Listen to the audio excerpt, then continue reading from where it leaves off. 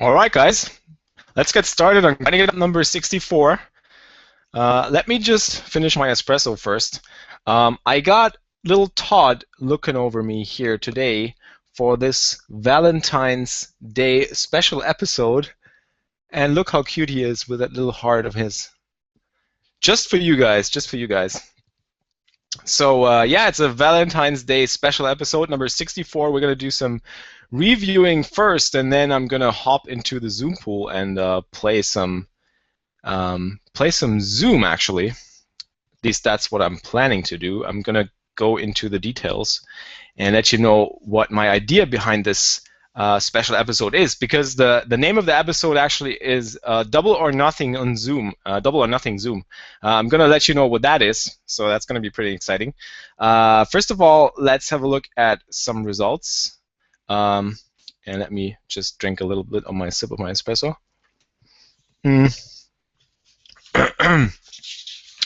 So,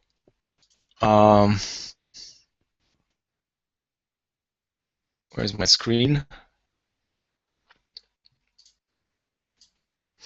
Right, let's have a look at results, guys. Shall we? Yep, here we go. These are sessions. So the bankroll, this morning it started out at 2,200 actually, but it dropped down again. I dropped a little bit at the regular tables today at 25 an hour. So let's have a look at results. I mean, the bankroll is still beyond the $2,000 mark, which is cool and which is reason to celebrate on its own. And also, I wanted to say thank you to everyone. Thank you to the gang for following and subscribing to the channel. And anyone who just watches this, please subscribe to the channel. We already broke the 2K record mark for subscribers of this channel, which is also awesome. So not only the Grinding It Up bankroll is at 2K, beyond 2K, the same applies for the number of subscribers. So that's awesome. I just feel flattered. That's great. All right, so yeah, results. So what have I been up to the last couple of days? Let's have a look at the graph, and I'll be able to tell you guys. So yeah, that huge downswing that I had at 25 an hour Zoom poker, right after I like smashed through the opposition. I don't know, I smashed through the opposition with like 8 big blinds per 100, and then I had this massive downswing that you saw in the previous episode, where just I couldn't get anything to work. Like any hand I would start would just I would end up losing it. I don't know how that happened, but yeah, that was definitely a lot of bad stuff happening. And then I made a little comeback this week. So right down there, when I hit rock bottom, I decided it would be time to switch the plan. And I switched over to the regular tables and played some 25 an hour at the regular tables again. And then from there, I picked it up, and it went upwards again, which is awesome. Put it up there, and then today went really bad. But that was probably because I wasn't really playing my best. Well, there were a couple of very unlucky spots, of course. I'm going to show you in quite a few seconds.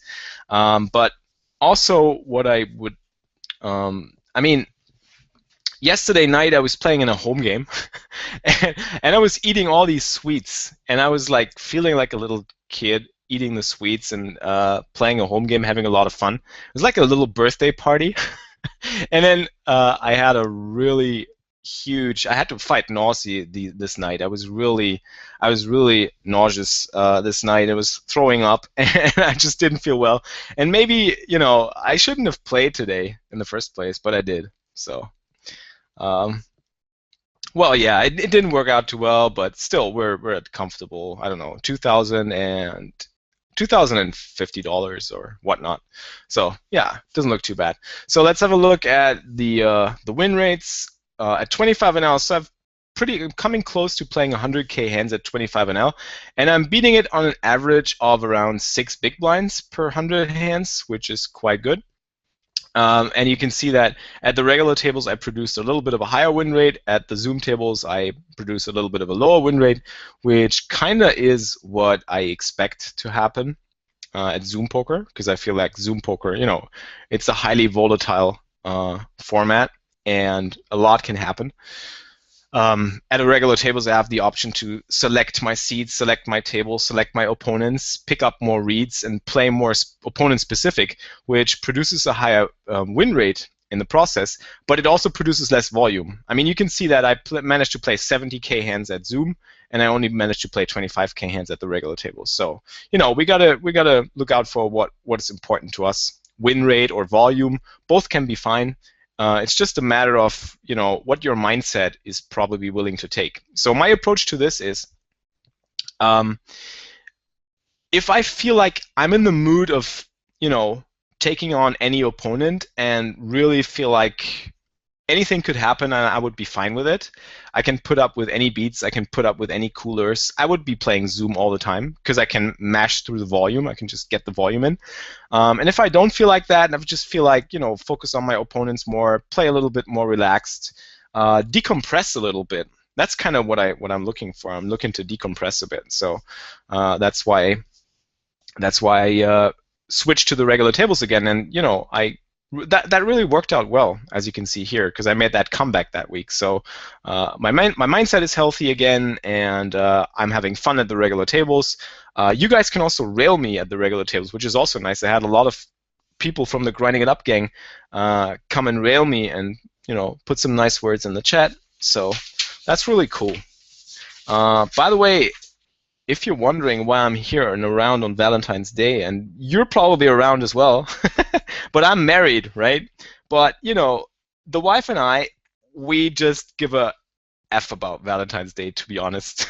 We're kind of a strange couple in the sense that we don't do stuff that, you know, other people would prefer to do. We also, just to give you an example, the wife and I, we just went to Vegas last year for Christmas. So that just goes to show you how screwed up, like, in terms of, you know, what's kind of normal and what's not.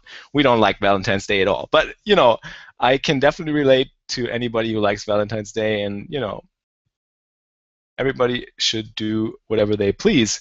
And I also prepared a little thought here to have that little Valentine's heart. So we can spread the love. So feel loved.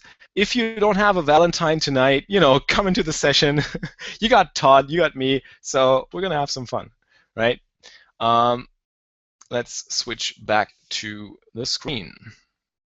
What else? What else? Yeah, if you have any questions, guys, just put them in the chat. I'll be answering as soon as possible. We'll be doing the what I'm going to call the double up or nothing on Zoom, which is quite a fun format. I played this before in a Poker School online training, in a live training, and that was a lot of fun, and I'm going to do that again. So what I'm going to do is I'm going to play one table of 25 NL Zoom poker, and we're going to be playing until we bust the buy-in or until we double it up. So we're investing 25 bucks. To play one table of 25 NL Zoom poker, and we're trying to run that up. And if that doesn't work, the session is over, the hangout is over, and if it works out and if we double up, we will have to continue. So that's what we're going to do. All right? Right. So what else? I wanted to give you guys some hands that I played. So category number one. Category number one, the hand of the week for fischige Spieler. All right, so this is category number one, fischige Spieler. Let's have a look.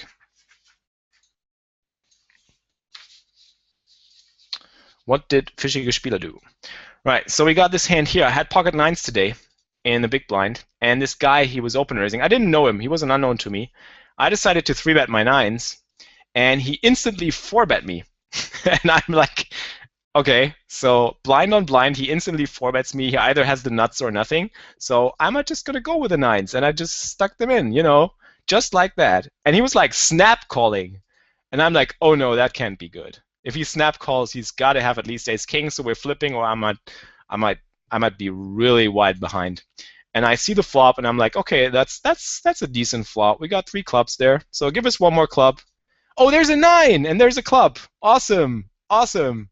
Oh no, he has king 8 offsuit, and he makes the nut flush on the river.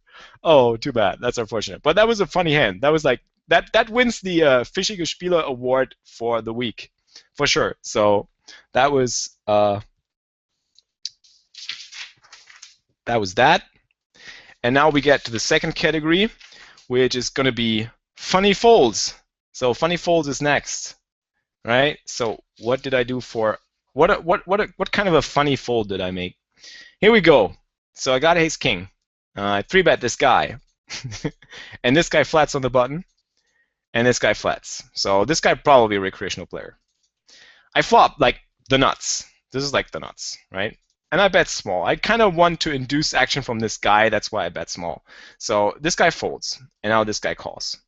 And he had like a certain timing tell to it. He like took a long time before calling, and then turn was a 10. And I'm like, okay, not too bad. I'm just gonna bet again. And again, he took like ages before calling, so he called again. And the river's an ace, and I'm like, oh, that's nice. I mean, I can take any club. I can take any king. I don't even need any card at all. I can just, take any card and be fine with it. And he goes like, boom. Yeah, right. And I ended up folding it. And this might seem like a funny fold to you guys, but to be honest, I was 99% sure that he either had pocket 7s, pocket 10s, or the same hand. Or maybe queen jack of clubs. That's the other combination that I still think is going to be in his range. And I definitely made a fold here. He's a regular guy. He's not too loose or too aggressive or anything. He's just a regular guy. He plays like 20% VPIP or something. Seen him around quite a bit. So I don't expect any crazy moves by him. So he doesn't really have ace king that often there. So he actually has pocket 10s, pocket 7s, or queen jack of clubs because he's going to 4-bet ace king all the time. So he never has ace king here. So we're never splitting the pot. He can't actually have ace 10 for the sole fact that I have the ace of clubs. So he can't really have the nut flush draw at any point.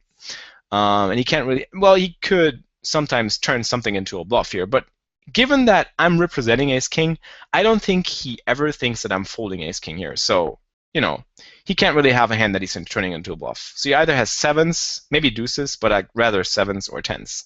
And this looks like a horrendous fold, but I love this fold. I was just so proud of this fold, you can't even imagine. And I just thought that it would be, it would make the Funny Fold Award of the week. So we got the Funny Fold Award of the week, and we got the Fischiger Spieler Award of the week. And I'm going to drink a cup of espresso and give you guys another look at Todd's little Valentine's heart before we start with the double or nothing Zoom action. Was he from Russia? All right. So did you have any questions, guys? Cash out, double up at 100 NL. It's awesome. Yeah, that would be awesome if that works out. What does Fischiger Spieler mean? It means fishy player. It's our German insider word for a recreational player, let's say.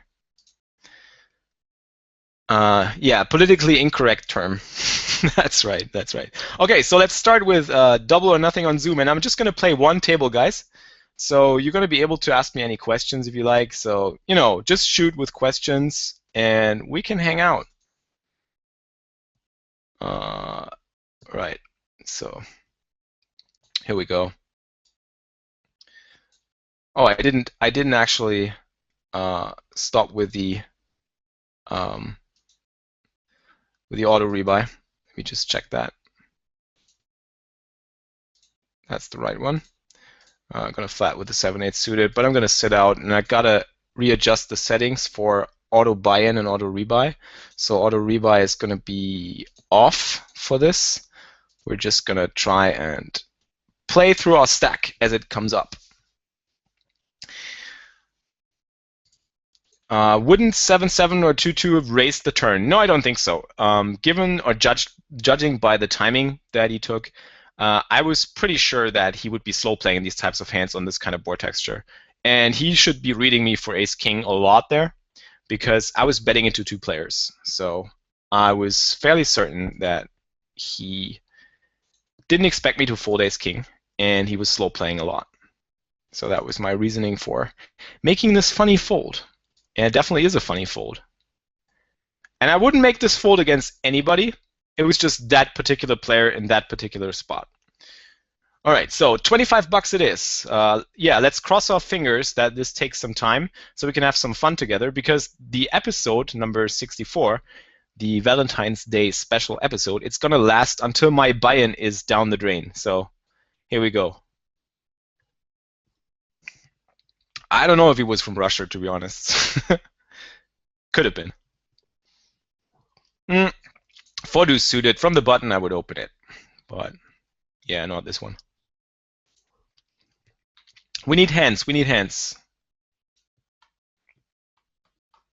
King, queen, that's a hand. So let's see. Are we going to play that against an under the gun open and a call? No, we're not. Not against an under the gun open.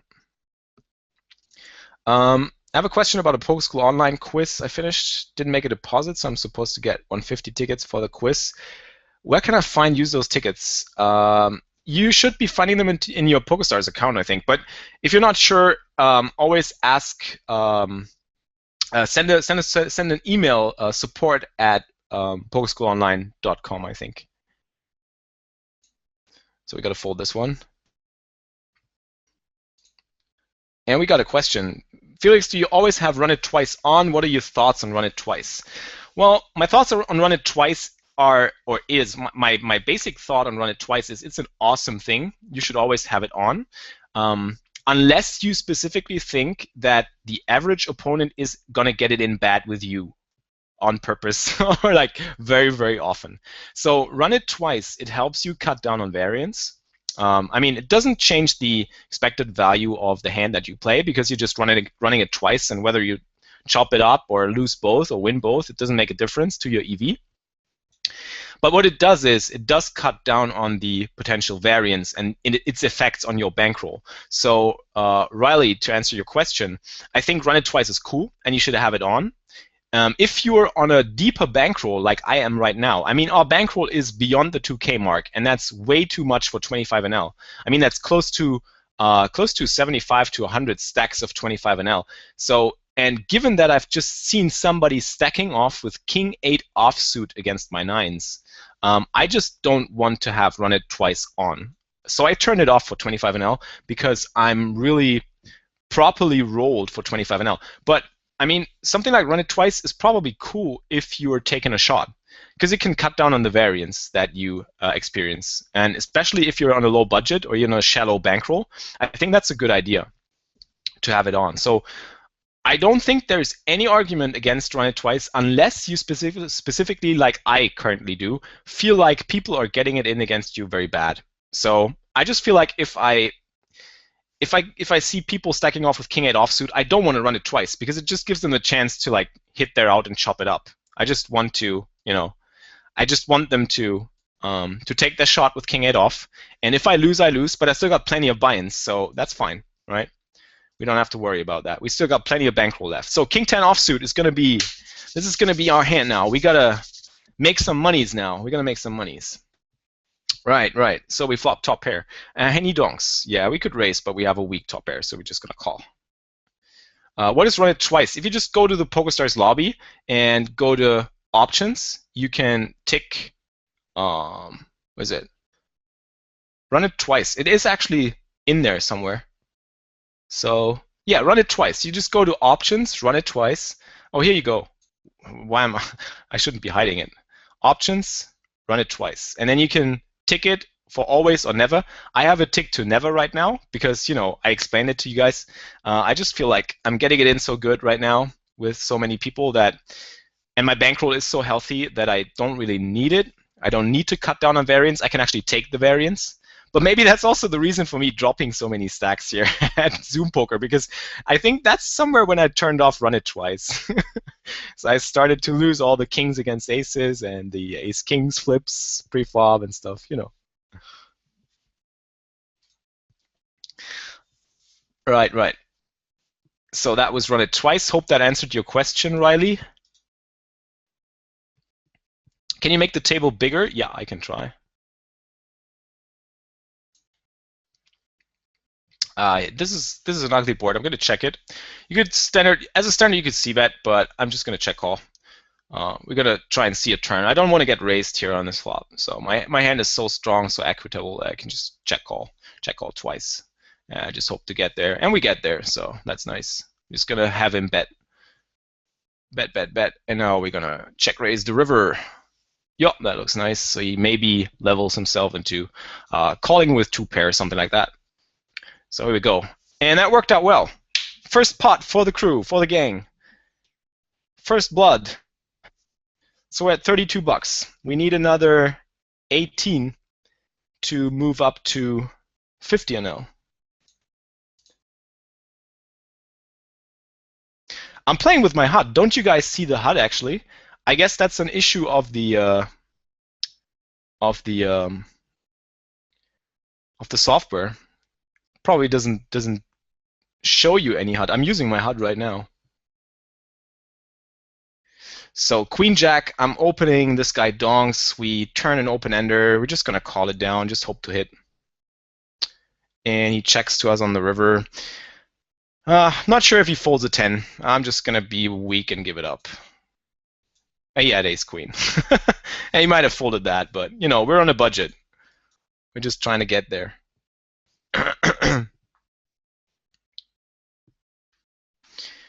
Right, so sevens, 2 calls, somebody donks, we don't close the action, we're just gonna let it go.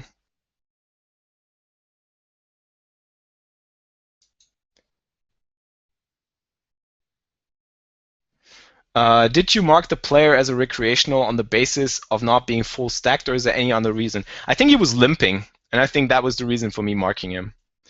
Yeah, usually stack size is an indicator, but you know, you got these guys that have like half a stack, which are like these guys opening that size. He probably is he's one of these guys, like the shorty. I got the shorty here, so even though they have half a stack, I can't really conclude that he is a recreational player. Oh, it's kind of an option, but I'm not using any program except the Google Plus Hangout software, so I somehow can't really make the HUD work. Well, it's not that bad. I mean, it's Zoom anyways, so we don't have that many hands on anyone anyways, so it should be fine, I guess. But I'm going to go into my HUD. So I'm probably going to be using the explanation of my HUD. I'm going to do it in a different episode then. So here, with ace king, we're just going to try and take it down, and we take it down. 29 bucks. 29 bucks. We need another 20. Someone's gonna give us 20 bucks. King queen. I'm gonna flat.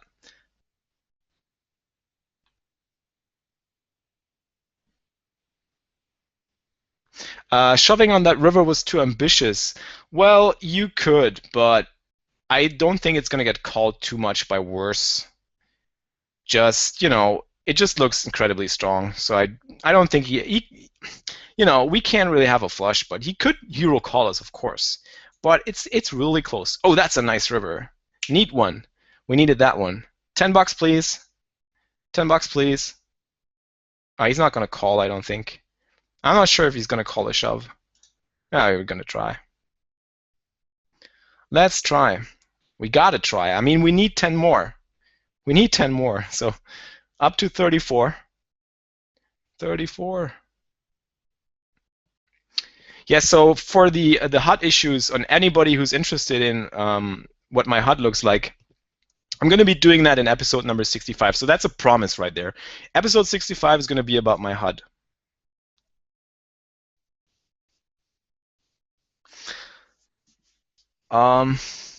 What's a must-read book by your opinion, poker-related? I keep saying this, and I think I sound like a broken record to many poker school onliners there. If you're following my live trainings, my favorite book of all times is probably Easy Game by Beluga Whale, and I do think that it's kind of a must-read. It's kind of a poker it puts poker in such an easy perspective, such an easy to understand perspective for somebody who's trying to learn the game. So I definitely think that's kind of a must-read for me. Ace 5 suited. We're going to raise. We need a flush. or 2 pair, or I don't know, something to double us up.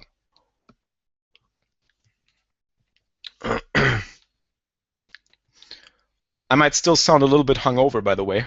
That comes from my sweet candy experience yesterday. Oh my God, look at this. I just asked for the flush and it came, so that's awesome. Come on, bite. Bite, man. Yay! Here we go. So you got the Queen of Clubs. No, Spades, I mean. You got the Queen of Spades. You got the Queen of Spades. So you're going to bet small. Keep the Queen of Spades in there. Ah, too bad.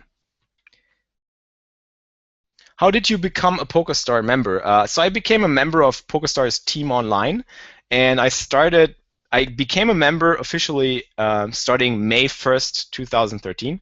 And I have been fairly active in the poker communities all over the place, most prominently at Poker School Online and at IntelliPoker. And I've been giving live trainings there, and I've been having a blog. And I think I'm just gonna have him bluff this river. Just looks like a decent spot for us. We could raise, but he could have a better hand, so I'm fine just calling. Yeah, so we saved some money there, which is nice.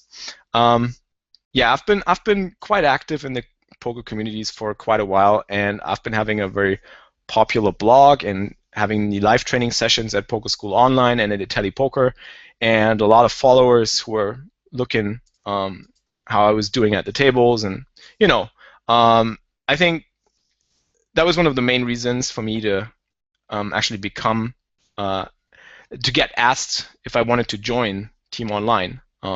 That's why they approached me, or that's when they approached me.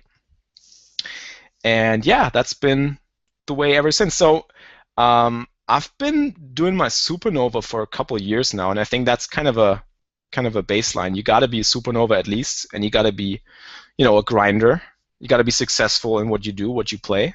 And I've been playing a lot of 6 max cash games all over the place, Zoom and regular tables up to 500 NL, and that's kind of the baseline. Yeah. The best man. I'm gonna open the 7-6 off. Do you have an exact chart for your bankroll progression of what limits to play? Actually, I don't anymore. I used to have, but I think I might want to do that again. So that's a good idea, the best man. I think I will put one out there. So let's put it into the next episode. Episode 65, all right, is going to be about my HUD and about my bankroll management plans. So I'm going to go into that very soon. So I like the ideas, and I'm going to talk about that because I feel like I have been, I have had a plan in the beginning which was quite an aggressive bankroll management, but I decided to kind of drift away from that and get a little bit more conservative. And yeah, I'm going to 3-bet this. Yeah, I'm definitely going to go into that again. So yeah, nice input there. So episode 65 is going to be about my HUD and my bankroll management. So 3-bet ace jack suited, get a decent flop. I think we're going to have him bluff once and just check call and go from there. I don't think betting gets us anywhere. You could just check it down with us. You could just hope that we are good on the river.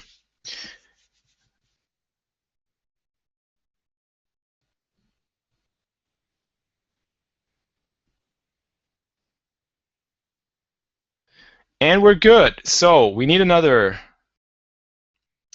11 bucks to move up. 11 bucks, and then we'll move up. I hope we don't bust the $38 stack.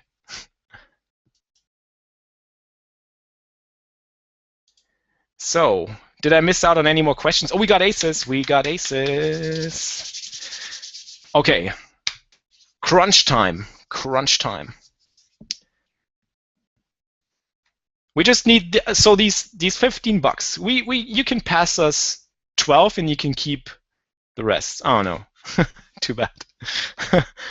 I was too ambitious about this one. So as I see it, we've got 71 people watching right now. I decided to put the Hangout at 8 p.m. Central European time. I hope that's more convenient for you guys, is it? I'm going to 3-bet this. From the small blind, I don't like to call all that much.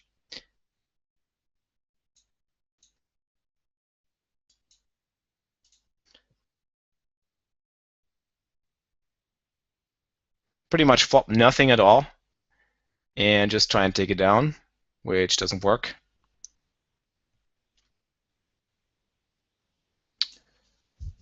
Do you 3-bet this ace-jack because it's a weak player? Do you do it against a random player? Well, I kind of assumed that he was kind of a weaker player, and I didn't even look what he had, but I expect him to have some crappy hand there, or to have had like, 7-8 offsuit. So, that was just for me the reason. If I assume that he's a recreational player, I expect some calls like these, like 7-8 offsuit, which, puts me in a good spot with ace-jack, 3-betting that.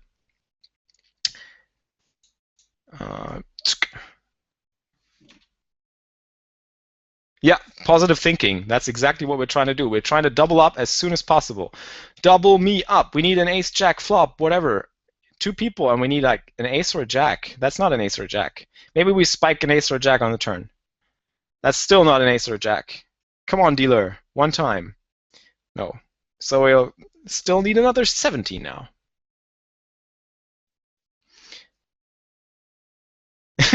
Normal. Yeah, we got aces. Everybody folds. Yeah, pretty standard. Can't do much about it. Throwing mice around in the room. Actually, I'm never the kind of guy that throws around mice. I have thrown around chips, like the the Vegas chips that I have lying around here. I've been throwing them around quite a bit, at least some of the time. So it does happen.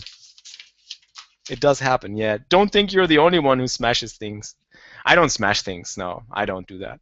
I'm not that destructive. But, poker is a game of emotions, and sometimes you just gotta deal with the emotions and let them out.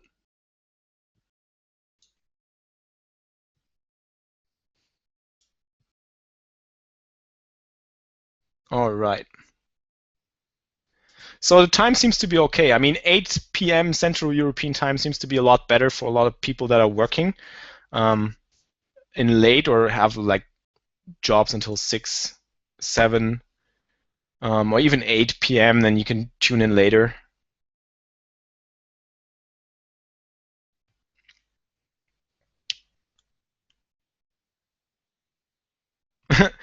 If I see you at my table, I'm going to bluff you. Okay, I'm gonna take that. I'm gonna take that as a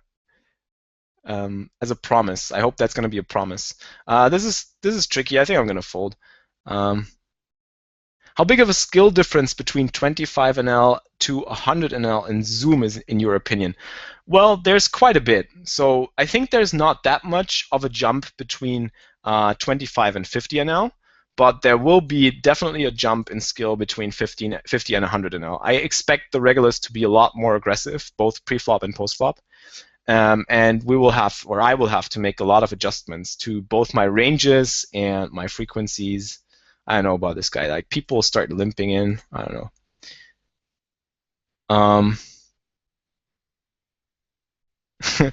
No, the chips burst. Some of the chips burst.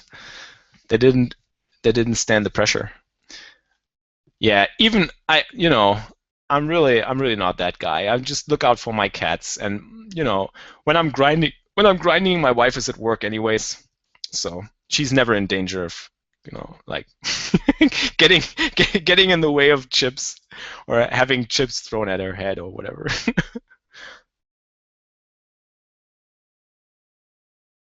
Why not bet on the flop any street with pocket eights? Because I got 2 opponents, and it's pretty likely that I'm getting at least 1 call. So with 2 callers, it's too likely that one of them has an ace. So it's pretty tricky.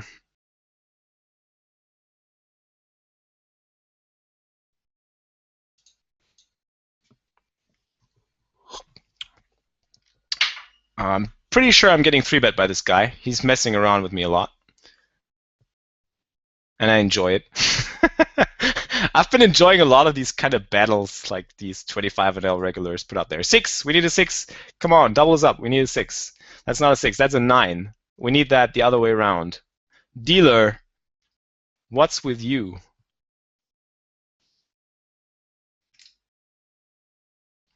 When are you next off back to Vegas? That's going to be in the summer. I've got a trip planned with the wife. Just going to be there for the World Series for like a couple of days, probably. Just passing through Vegas this time because we're planning on a West Coast road trip. And I guess I'll be there for like 4 to 5 days, maybe. That's about right. So 2 overs, backdoor flush draw, easy C bet. Pretty bad turn card once he calls, so just gonna give up on this one. Yeah, summer is gonna be the time for Vegas again. Hey, Friday Night Fish. So he has Jack 10, so he floated us with 2 overs. Yeah, pretty neat. Who's the hardest well-known poker opponent you have played against? That's a very interesting question, and I haven't even thought about it. Let me think. The hardest well-known poker opponent. Well, I do remember that I've played against Donnie Stern, Ansky, in a tournament, and actually won the hand. Yeah, that was awesome. I felt great after that. But I think that's about it as far as actually playing against any poker personality goes.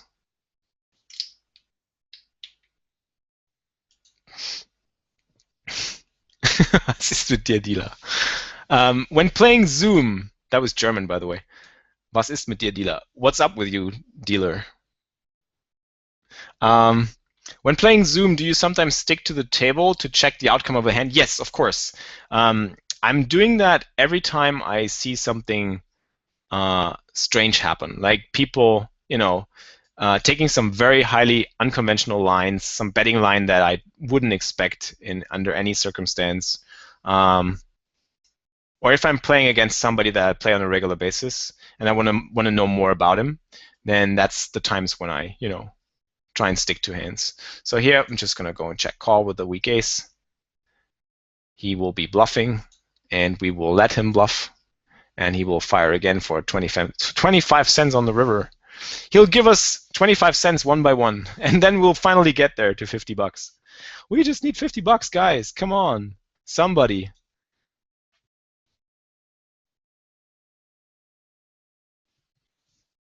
King 10, not a good one.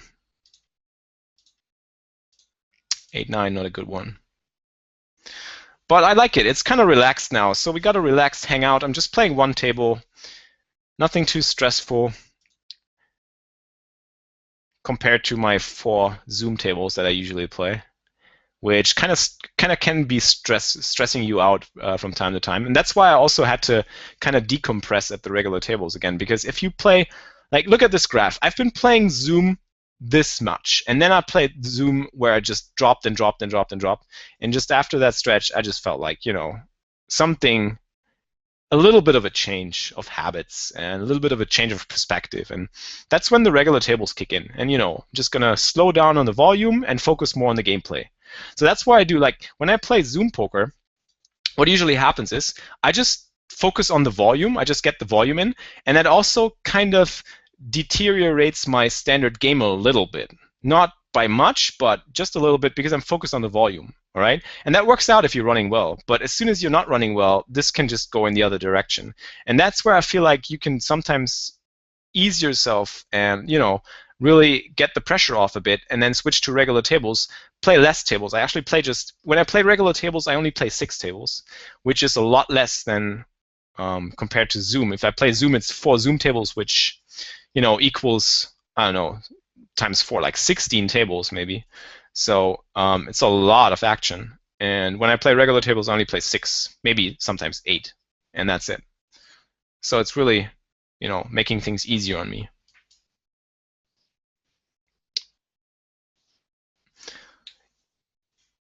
In the home game, is that with friends or known poker players? No, that's just buddies. Yeah, pretty much. No known poker personality plays in that home game. And no, I don't think they're afraid of me. No. In a home game, I don't play all that, particularly, let's put it this way, in a home game, I don't play all that by the book, by my own book.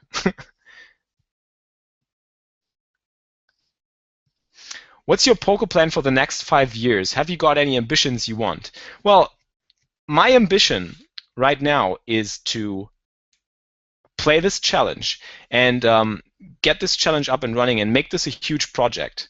This is the biggest of my goals right now. When it comes to poker results, I'm not all that results oriented of a person. I don't think in a way like I put myself a goal of like I want to be at, I don't know, 1K NL Zoom poker within a year, or I want to, you know, I want to make Supernova Elite in the next year or whatever. What I like to do is I like to focus on, you know, getting my bills paid with what I do and getting that done with what I love doing. And what I love doing is playing poker. Playing poker, teaching poker, making videos, hanging out with you guys. So I'm not kind of that goal-oriented person, you could say. I'm not telling myself, well, I gotta at least win this and that big of a tournament. I gotta at least, you know, get to 1K NL Zoom poker. Of course, that's nice, and that's like side effects of my play, of the effort that I put into poker. But it's not like I'm looking at it. I'm gonna play 500K hands, and I'm gonna try and be up at 1K NL soon, right? If that works out, that's perfect. That's great. If it doesn't, well, I've just got to work harder. But I'm gonna continue to play poker because I love playing poker, and you know, poker is just my that's just what I chose as a profession, and for me as a profession, I see it as a profession. I want to do what I love, and you know, that's what kind of gives me the kick. Yeah, maybe I'm kind of a weird guy. As I said, the wife and I, we went to Vegas over Christmas, which not a lot of people actually do. A lot of Asians actually go to Vegas for Christmas because I guess they don't celebrate Christmas. So yeah, I'm just gonna this guy, he's pretty tight. He doesn't call a bet. I'm just gonna check it down and then like bet the river and hope that he, you know, picks up something and calls me on the river. I don't know. What would you do if poker was forbidden in Germany, like in the US? I would move instantly. I would grab the wife and just leave somewhere where it's legal. Because how is somebody going to decide that I'm not going to be able to do what I love? This is just not going to work out. Yeah. Double or nothing Zoom poker. What's that? Yeah, we're just trying to double our stack here to get to 50 NL. As soon as we bust that stack, we're going to end the session. But looks like we're still in the game.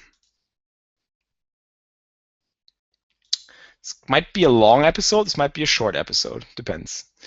I'm going to check this back. This guy, we're going to let him bluff. Bluff us. Come on. Give us some bluffing money. We could bet this river, but I guess we're not going to get called by any worse hands. Not the tens.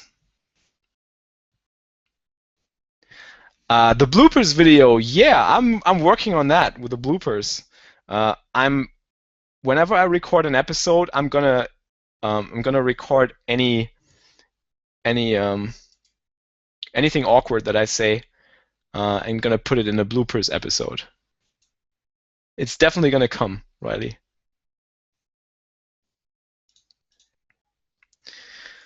Are there days you're not into playing? If so, do you go on the idea I need to play and you take the day off? Well, you know, the day today was actually kind of the perfect example for this. So very good question. I like that question. And I do think that I need to take some days off. And today I would have been much better off taking the day off, actually. But I didn't. I just decided to stick around.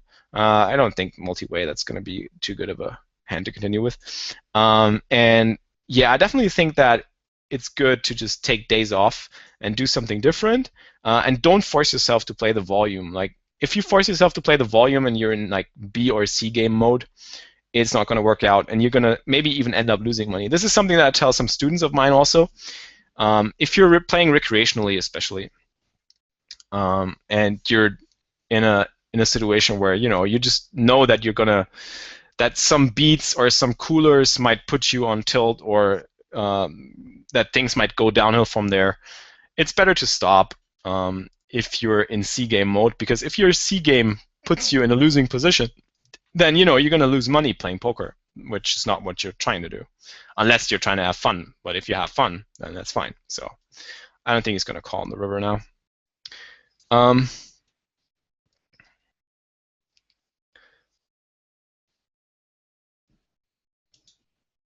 So yeah, today definitely would be a day where I should have taken the time off, for sure. All right.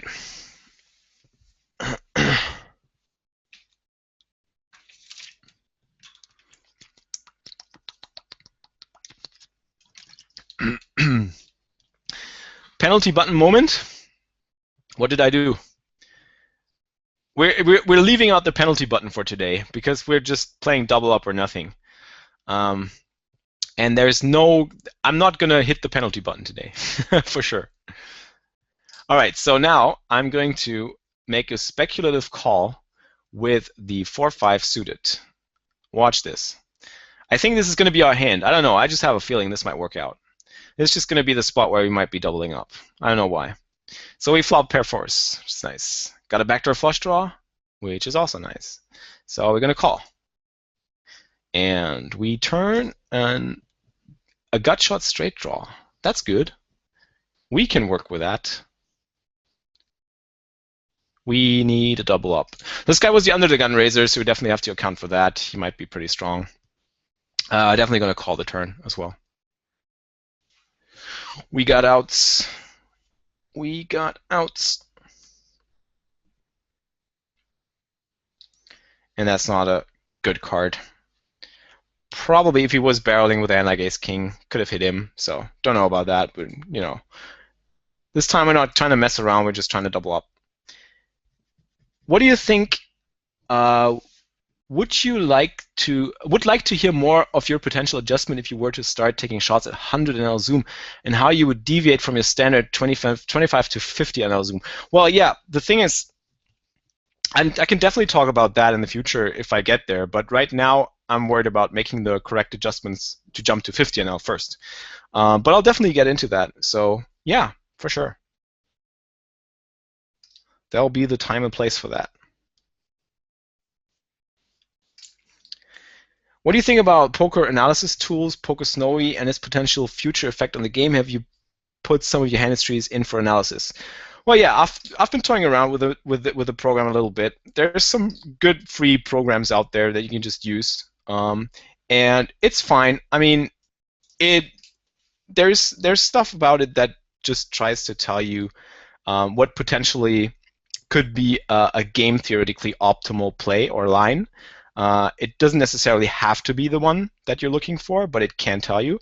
But that doesn't give you the information that you need to make money at the tables. So I mean, the tool by itself, it's cool, and also the other stuff like PokerStove and all the other programs that you can use. I mean, they're all great. That's great stuff out there that you can just use, and it's fine. But to be honest, to play poker and to make money, you need a lot more than just navigating through a program or having a program do calculations for you. And I've definitely been toying around with it a bit, and I think it's a fine program to learn with, learn some basics, learn some basic game theoretical, or rather strategies that may get close to being game theoretically optimal. It's nice to know them, but it doesn't turn you into a winning player, because there'll be a lot more stuff that you have to do against so many different opponent types. Because poker, it's not that easy. You can't just go ahead, do a plan, stay with a plan, and expect to win all the time, because that's not going to work out. Because people are going to be so many different things to consider. Like people are going to be taking different lines, taking different ranges, different frequencies, all that kind of stuff. So, but it's nice to know some of the basics, which is always good. But to be honest, the best man, I don't think you need to be worried at all. Which team online member is the most fun to be around? That's an interesting question. Actually, everyone is really fun to be around. I mean, I haven't met every single one. Like I have met most of the people. I think I'm still missing on George Lind. He couldn't make it to PCA, unfortunately. We're gonna definitely bet this flop. But apart from that, everyone is really nice. Yeah, they're all cool people, and there's a reason why they're on Team Online, because they're awesome personalities as well. They're not only good poker players, they're all really nice, and they're really fun to be around, like every one of them. I've enjoyed my time whenever I was around them, like at Isle of Man or PCA. Calling Jack 9 offsuit out of position based on a read. Well, it's just a min raise. Against the min raise, you know, I like to defend my big blind loose and aggressive. No, just loose, not just loose and passive actually. I just like to defend my big blind. You don't have to make the call. Queens versus tens. No, I think that was fine. I don't think that we should have bet anywhere else. We could have bet the flop, but I think he's not going to call on the river with anything worse. Yeah, the penalty button, if you've checked out the previous episodes, it's for me making mistakes, that we can make the episode longer for at least 5 more minutes. But that's not going to happen in a Hangout. I'm not going to use the penalty button in a Hangout, just in a standard episode. Yeah, exactly. Poker is so situational. You can't just expect to put parameters into like a computer and have the computer give you the answer. That's not going to work out. And that wouldn't be too much fun either. I mean, poker, the cool thing about poker, I feel about poker, and that's something that you also get to realize when you play regular tables again, is that you can actually focus on what your opponents are doing, and you can adjust your strategies all the time. You can adjust, in no limit hold'em, you adjust your bet sizings, your hand ranges, and that's just so many parameters that can change an entire hand into so many different directions. That it's just such an awesome game. So kings, kings, kings. Now we need a double up. Oh, come on, guys. We need a double up. This hasn't been working out too well for us with a double or nothing zoom. I want to go to 50 NL. Come on. We want to take a shot. Please. People. Come on. I'm going to just do a little bluff 3-bet because I'm bored. This is going to be a bored bluff 3-bet.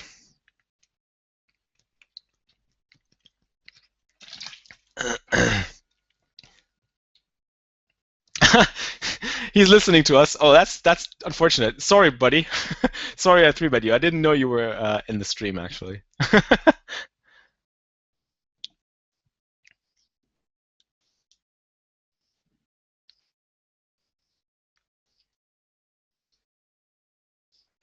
Do you have or know somewhere that explains preflop all-in pot odds versus equity? Yeah, as Ash put it in the chat, there's some articles and some videos out there in Poker School Online. So yeah, check it out. Go to Poker School Online. There's a lot of videos and charts out there which should help you. You can also just run the math by yourself if you like, but it's a little bit, it's tricky, but it's definitely worth doing. Queens. Queens. Okay, so we need these 15 bucks now, sir. I'm afraid we have to take that money now because we need to move up to 50 NL. It's just a bad flop. Does Pocus know you have a Russian adjustment switch? That'd be awesome. All right, so this guy leads into the two of us, and this guy raises, so we're just gonna hop out of there. Is it not dangerous to 3-bet and under the gun raise with ace-jack, or is it because of his stats? It was because I felt like we need to stack somebody, and I was just 3-betting him because, I just felt like he was probably a recreational player. I don't know about it. I wasn't sure. I think I had marked him down as a green player, but, you're right. Against an under the gun open, it's probably not all that profitable. All right, guys. 6 more minutes, and it doesn't look like we're doubling up too soon. 5 more minutes. 1 minute is for saying goodbye. And now we got kings, so that's the spot. So we're getting it all in pre-flop. Maybe against aces and we suck out. How about that? We can always suck out.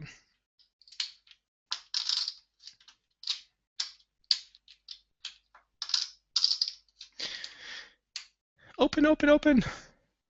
Oh, call, call, call. Nice. Okay, so 3-bet. 3-bet. I'm going to make it a little bit bigger. We're a little bit deeper, so we're going to make it 275. And he snap calls. Snappity snap, just like that. Jam it. You got to jam it, man. Come on. Stick it in there. Pocket fives. Whatever. Oh, that's a tricky flop. Oh, we're going to bet it anyways. Half pot. 6 on the turn. We're going to check this. Doesn't look like we shouldn't be betting this turn. And he bets, so he can either have a queen or a 6, or he can have nothing. So we're going to check call. And now he either has a queen or nothing.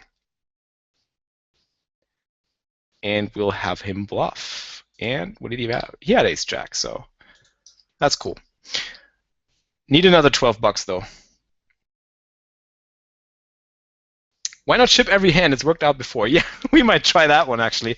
I remember the celebration when I wanted to donate money and flipped with a $5 stack and made it up to like 100 and something.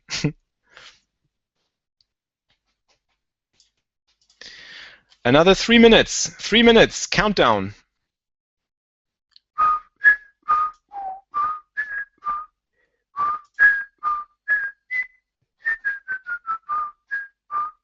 At least we won a little bit of money for the challenge so far. So that's on the plus side, which is not too bad. 10-7 suited is a fancy hand. I'm just going to open it out of boredom. Not a standard open.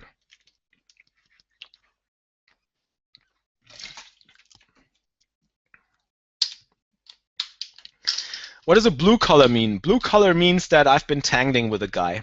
I have history. It's a regular, but I've been tangling with him. So 7-5, we're just going to try and see a flop here. For once, we got to double up now. So call, call, call. Pair and a gut shot, good enough for us. Just going to call, call, call. Call, call, call. We're just going for the stationy mode. Station's going to station. Pair of fives doesn't look to be good. Okay. You convinced us. He might have been bluffing. Who knows? Who knows?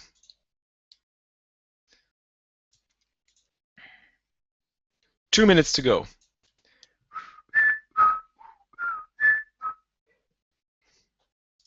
King Jack suited. In love. That's the color of Valentine's Day right there, guys. This is the Valentine's Day King Jack. We want action. I'm not folding this to a 3-bet because it's Valentine's Day. I'm not folding this. So there's one heart out there. So let's be optimistic. So we can have running hearts. Right. So we're going to bet this flop for sure. And then we're going to spike another heart on the turn. We're going to get the 10 of hearts on the turn, please. He's going to call. We're going to get the 10 of hearts on the turn. Come on, dealer. You can do it. Oh, that's a 2 of hearts. I'll take that. I'll take that. That's fine. Yep. Looking good. So bet again. And another heart on the river would be nice. King. I will take a king on the river as well. So just bet it and get a heart. It's going to be, I'm afraid it's probably going to be the last hand that we play because we only got 2 more minutes left. And he calls, which is a bad river. But maybe King of Hearts is good. Let's check it down and see. Oh no, he had 9s. Yeah, okay. I mean, can't blame him for that. He had 9s, so. Yeah, run a royal flush. That was my hopes too. Right, ace king. Maybe we can flip our way up to another stack, but we're going to sit out the next hand. This is going to be the last hand that we play.